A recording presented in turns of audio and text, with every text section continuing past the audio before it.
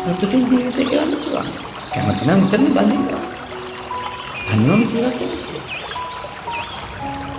විවාහ වෙන්න කැමති අය ඒකට ඇතුල් වෙලා විවාහ වෙලා සතුටින් ජීවත් වෙන්න. තනියෙන් ඉන්න අය කැමති තනියෙන් කවදාවත් මේ අනුමත සසඳලා හීනමානේ නම් හදාගන්න. මොකද අපිට හීනමානේ හදාගන්න තරම් දෙයක් ඒගොල්ලෝ ගාව නැහැ. ඒගොල්ලෝ ගාව මොකක් හරි එකක් තියෙනව නම් අපි හීනමානේ හදාගත්තට කමන්නේ නැහැ.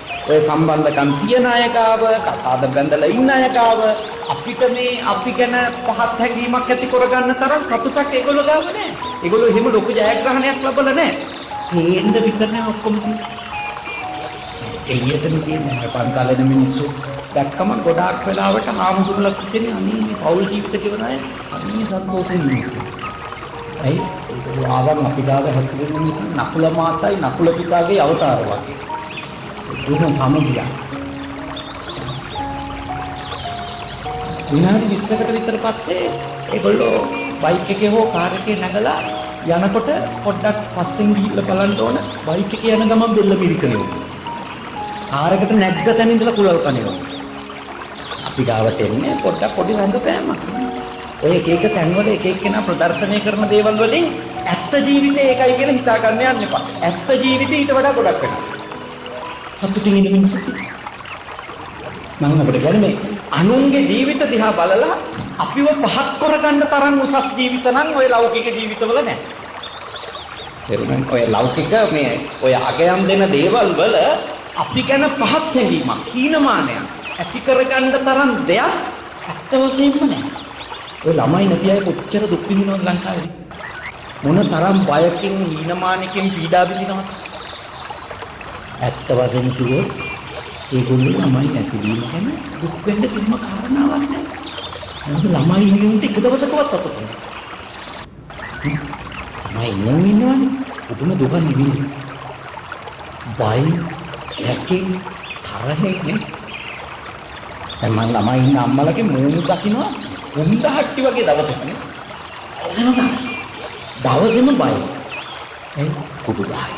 ගඩගහයි. Taman කැමති නැති ඒ යාළුවයි ඊළඟට බැන්දට පස්සේ ආයෙ බයයි. මේ ආපු ගෑනු කෙනා මගේ කොල්ලා නාස්ති කරා. මම මේ බෝධිසත්වයෙක් වගේ හැදුවේ මූ මට නැති කරයි. මූ ජීවිතේම බයයි. මේ මිනිස්සු බය වෙන කාරණා තියෙනව නේද? අසහනයටපත් වෙන කාරණා. ඇත්තටම අසහනයටපත් නොවිය යුතු දෙයක්. අපි බය වෙන්න ඕන.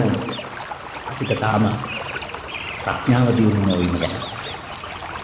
නොවන දියුණු නොවීම ගැන විතර අපි බය වෙන්න ඕන. මොකද අපිට සියලු ප්‍රශ්න මේ විස්ඩම් එක සම්බන්ධව තමයි කරන්නේ. ප්‍රඥාව නැතිනම් තමයි අපි දුකින් ඉන්නේ.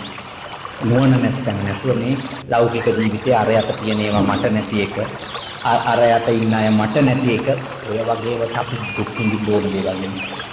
මොකද ඔය හැම එකකම මම යෝජනා කරනවා කියන්නේ අන්තිම නරක සිද්ධියක් වුණා ජීවිතේ වෙන්නේ ඒකේ ස්තුති කියන දෙයක්. ජීවිතේ සිද්ධ වෙන සිද්ධි ගත්තොත් අන්තිම නරකම එකේ ස්තුති කියන දෙයක් ඉතුරු වෙනවා. ඒක තමයි ජීවිතේ ස්වභාවය. එහෙනම් ඔබ හැම දිනකටම ඒ විවෘත මනස ඇති කරගන්න, තමන්ට තියෙන ජීවිතය ගැන සතුට ඇති කරගන්න කියලා මම ඔබට යෝජනා කරන ගමන් ඉතින් එහෙම කෙනෙක් නැතිවීම නිසානේ සෝතැවිලින් ඉන්න අයට ඉක්මනින්ම ලැබේවා කියලා මම ප්‍රාර්ථනා කරනවා.